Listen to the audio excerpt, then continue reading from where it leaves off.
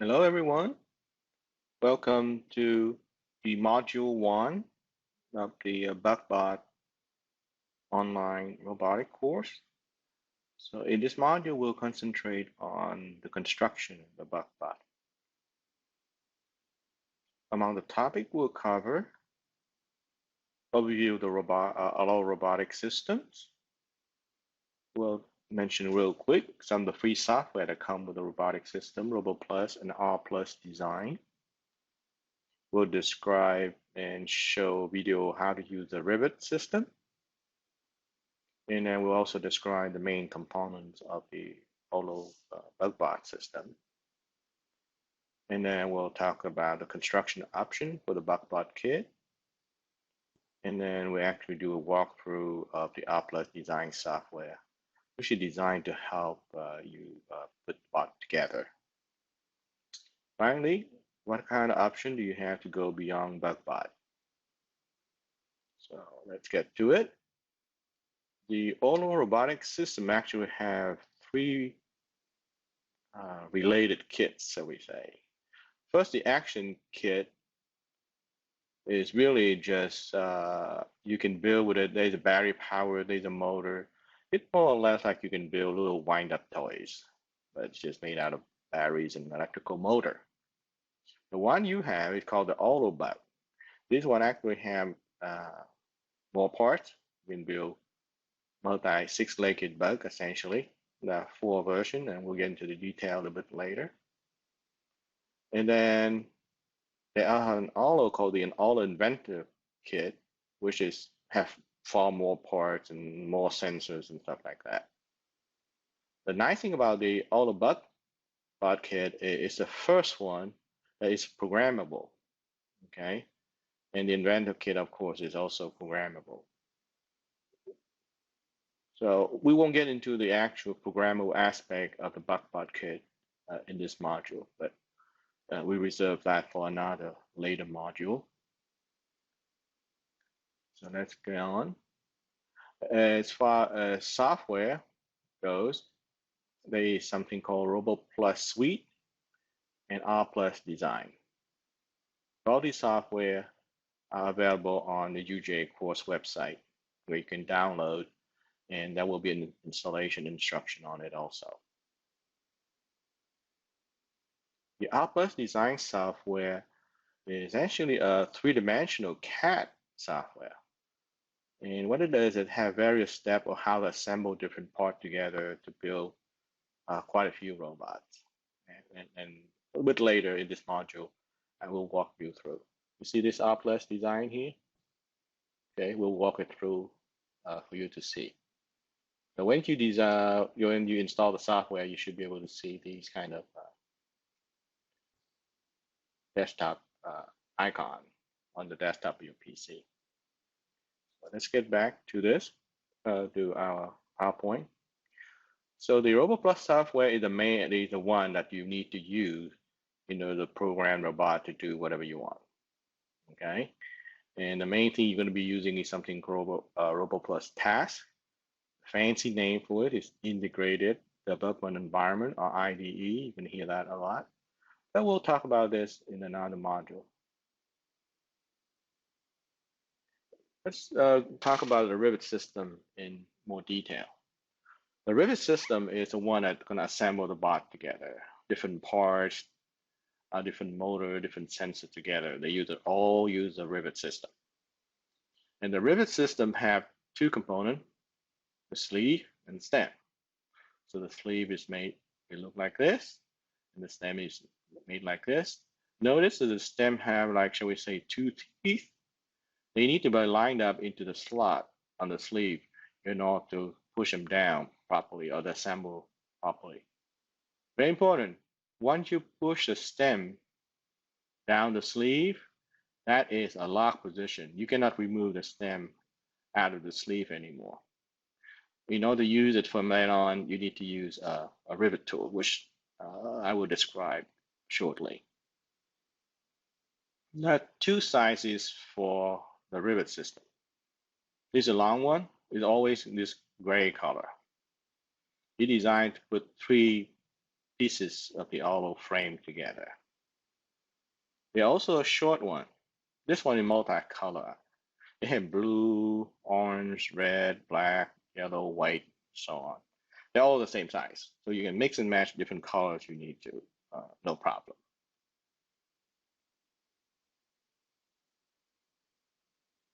The Rivet tool is also come with it. It's black. You've probably seen it in the box. It's had two ends. This end I call the finger end, and this is the close of it. Essentially, it has two fingers on both sides here. This is the end that you need to use when your rivet is already set. That means then the stem is already inside the sleeve. This is the only tool you can use to kind of push the sleeve into two parts that need to assemble together, or to remove them out from a part or from a robot when you need to disassemble them. This is the tool to use. It's the only one to use safely and securely and efficiently every time. In the video, we'll show you more example of how I actually use the tools.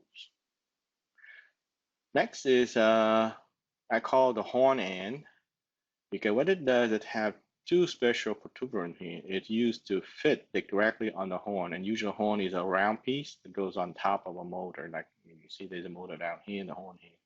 And what it designed is, sometimes when you put all the bot together, you need to orient the motor at the starting point position a certain way, so that the linkages and the legs are positioned a certain way to allow it to walk.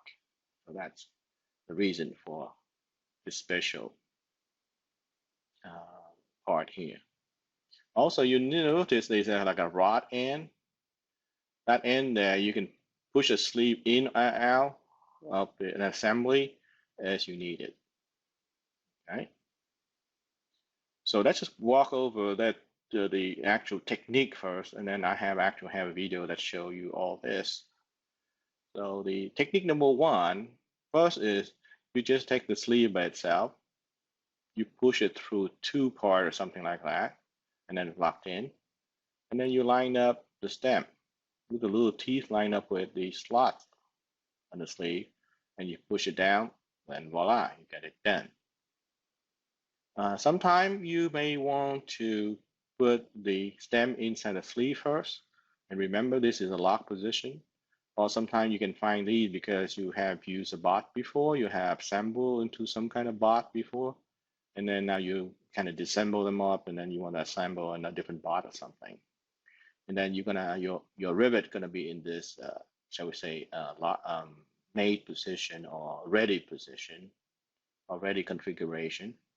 What it does is somehow you have to push the sleeve down first without pushing the stem down, and then you can push it down. And the only way you can do this is through that rivet tools. If you somehow have the stem already pushed down on the sleeve, you found out that there's no way you can push it through the part. At least not very excessive force, which may break and hurt your finger anyway. Okay, so in this mode here is a no-no. And in the coming video, I will show you the proper way to use the tool. So that kind of segue to the attachment method 2, and you can use the same rivet tools to remove the rivet also. So you have the stem already inside the sleeve, so you put the stem part rest into the teeth, and the sleeve part is beneath the teeth. And then when you push the rivet tool down, essentially it actually push on the sleeve first, so the sleeve will go down and set, and then you can remove the riveting tool and then put the stem down, and you got it. If you need to disassemble something, of course you use the teeth again, kind of pry it between the sleeve and the stem, and you can open this up, and then you can gently pull it up, and then you can disassemble the part. Okay, so in the next video, I show you how to use the rivet system to fasten different frame parts together.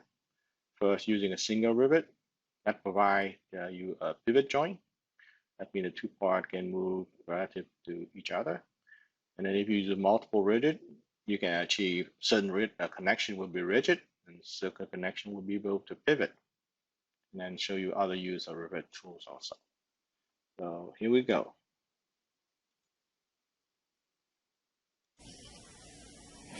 Hello everyone, it's just a quick demonstration how to put the different part of the OLLO using the Rivet system together. So let's say you have this part you need to put together.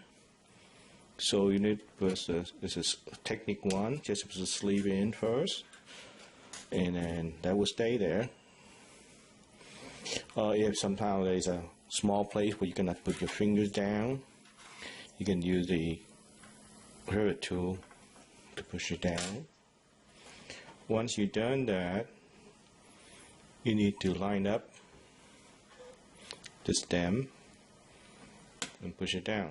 That's it. It's locked. If you have only one joint, this is a pivot joint, so you can have part that kind of pivots with respect to each other. If you use, or if you happen to have a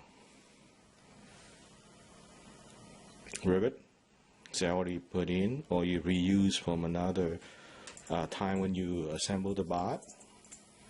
For that one, you need to use the fingers. Go up to Rivet Tools. You push down first. So basically, the teeth kind of push the sleeve down first. And once that's down, you just lock that place. So that kind of a short rivet is designed to assemble two pieces together. Let's say we need to have something like 3 pieces together, for example. And then you need to use a longer rivet. So let me get it ready. So let's see, we'll go all the way down. Let's do it here. So it's all the way down to 3. That goes down first. So that the first 2 go down there and slide. So now the bottom one, because there's a pivot, you can rotate like that, but these 2 bar here is completely rigid. Okay. You also use the teeth to remove your rivet, and just put it up gently. Don't jerk too much, and then the rivet is going to fly all over the place. So just a little bit. Okay, let's take care of that. So there's also this 2 protuberance that kind of stick out. These are made special first for the horn, and the horn usually goes on a motor. And sometimes when you assemble the motor, you need to move them around to assemble various linkages a certain way, and that's when you use these. Okay.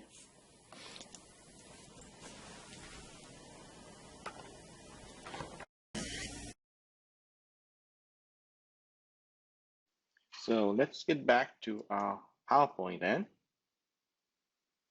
So what are the various main components in our system? This is one version of the Bugbot called a Stingbot. And it's already assembled, but we see all the nice frame and frame part kind of disguise what's really beneath the bot. So what's beneath the bot, first you have like the main brain of it, the embedded controller. It's a wide connector up here. We have 4 pins. That's the communication port. That to communicate with the PC when you program it, or with the remote controller when you're remote controlling it, or you're going to play with it. On the left side, that 2 set of connector. Those are made specially just for the motors. These are continuous rotation motors. And then the 2 in the middle, that's for the batteries. One thing very important, and I will remind you again when you build the other module, make sure that, and you look at the manual, make sure that all the wiring coded is correct. Like for example, the continuous rotation motor, you notice that the gray wire here on the right of whatever connector you push them in. For the battery, notice that the gray wire on the left, or whatever connector you put them in. These here are called servo motor, and they use a 5-pin, and you can see it uses a flat ribbon cable. These you do not have in the Bugbot kit yet. You can use these, but you had to buy them separately later. We will look closer at the controller, the embedded controller. It's called the CM100. You probably get a new one called CM100A. First, you see it's a little square, kind of clear plastic box. It has various sensors built in on it already. The IR sensor, one of them is forward-looking right here, and then two are looking down, one on the right side and one on the left side. And if you open it up, which I do not recommend you to, because there's nothing in there that you can fix or repair, but I took it out so that I can show what the inside looks like for you. So first, there's a little round button here. That's the sound. It actually is a microphone and also a speaker. That means it can detect a little sound clap from you or a finger snap from you. And also it can play various musical scale, do, re, mi, fa, sol, that sort of thing, some kind of a little melody for you. It also have a wireless near-infrared kind of connection. It's near-infrared, so it performs just like the remote controller that you have at home for your TV or DVD players and Blu-ray disc player and that sort of thing. It's only more important later when you actually start programming this. We found out that the 8 channel that you can use, that mean what? Mean that you can have up to 8 people playing on different robots in the same room. Okay, so that kind of fun for various competition and stuff. The communication port, obviously the near-infrared connector or remote sensor will go there, but it's set up very, the communication port here is very general purpose because you can put, if you send more money, you can put Zigbee or Bluetooth receiver on it. Also, when we get to the module where we actually program things on the PC and send the program down to this robot, we'll be using something, a USB dongle called LN101. And this one end of it obviously go to the PC, the other end will go here so that you can download the program that you made on the PC into this embedded controller. And it's not clearly here, but there's a power button here. You can push them on and off to turn it on and off. Let's look a little bit close up at various I/O port. So this is a close up. You see that the battery port, each of the port have 2 pins, and you have 2 battery port each. Each of them can handle 1 AA battery. On the left side, port 1 and port 2, each of them have 2 pins, and they are dedicated for the gear motor or continuous turn motor. That's it. They cannot do anything else. They're dedicated to put this kind of gear motor in. And you have these. You have 2 of these motors that come with your Bugbot kit. On the right side here, this is a closer. There are 2 connectors.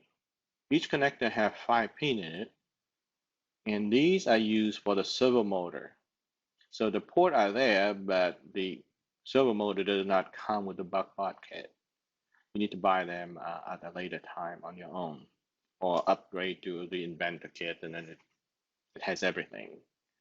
All right, and this servo motor is special because it can turn around and around like the continuous gear motor, but it also can hold a certain position. So basically, use this one for grippers or pincers and lifters, that sort of thing.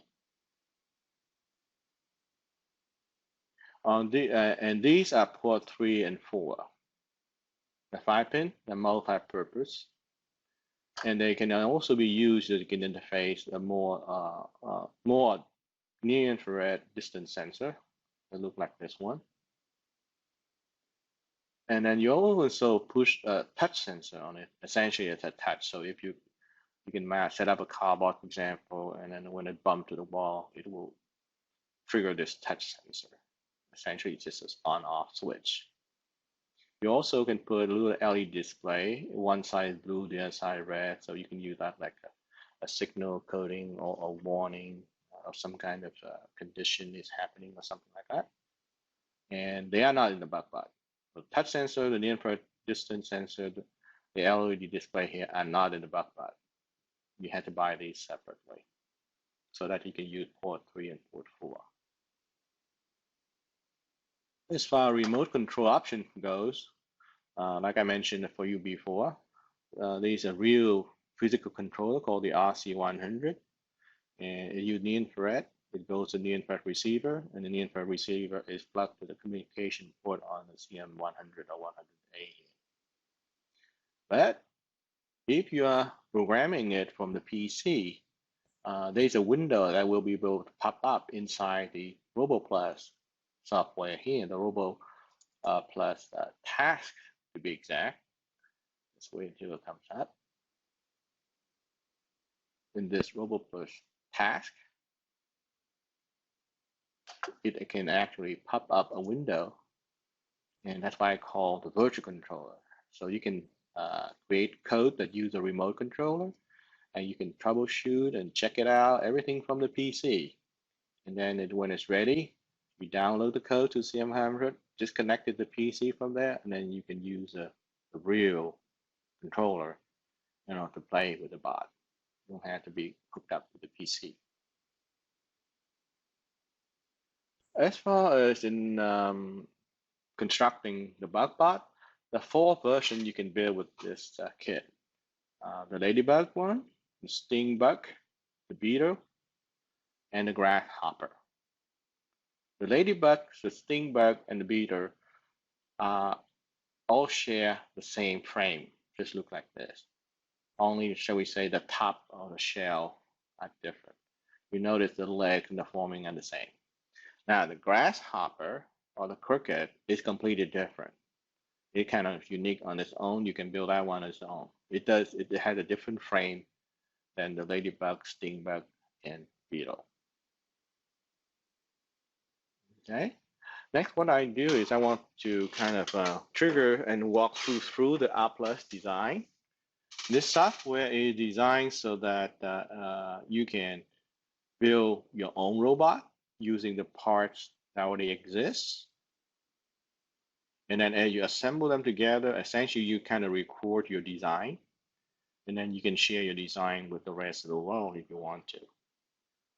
For us, in the Bugbot course online, we're just going to use this R+Design software just to show you how to assemble different bots together. That's all. Okay, so let me get started. Okay, so 900 and 600 is good enough. Click on play. Okay, sometimes it may have a little window pop up regarding network setting if you run it the first time at home or something. Yeah, so you can see that many things. We won't go through all the detail of the menu here. So I need to go to example, and then it's all depends. Let's say if you want to build a bug base, that's the one that kind of the common for the Ladybug, Stingbug, and Beetle. So I'm going to choose that, and I click OK. So you see it done that. You see capture, build, fit. There are a lot of things you can do with it. So now if you click play, and then you click play again. So you start from the first step. Basically, you can start with the controller. We can pause it here, and then you can move back and forth. You kind of need to see how to assemble things together. The only problem I see with this one here is every time that you lay out wiring, that obviously need to go from the controller to the motor and back and forth, or from the motor, from the battery into the embedded controller, they don't show you how to do the wiring. Okay, so that's a problem with the existing R+Design software. Sometimes those are very critical. The nice thing about R+Design is you can use the wheel on the mouse, you can zoom in and out. If you right click on it, you can shift it so you can see different perspective, especially when you put them together. So you can see different things. So it's very easy to do that way to see different perspectives. So you can know where to put your rivet into. Okay, this part in the paper manual is much inferior for that purpose. However, the paper manual does show you how to route all this wiring, which can be complicated because the space in between kind of small. Okay, but only the paper manual will show the proper wiring routing right now. So usually I've seen people practicing is use the R+Design software most of the time, but when the time into the steps where you need to how to line up and where to lay out your cable and wiring, they switch back to the manual for that. So hopefully in later version of the R+Design, we'll be able to show you where the wiring has to be laid, and that will be a great addition to this already very good software. Well, what can you use beyond the 4 Bugbot here? So you add some servo motor, you can make them to Autobot. Basically, this one has like a little forklift like tongue, and you can use to flip the other bots. This one you can design a little pincer to it, so it can pinch a bot and then move it around, move the other bot around, or immobilize it. So that's some addition you can do beyond the basic Bugbot. If you buy the pie set, and then you can make Carbot. And this Carbot, because it has the near-Earth sensor at the bottom, it will be able to follow a track. So that pretty neat exercise.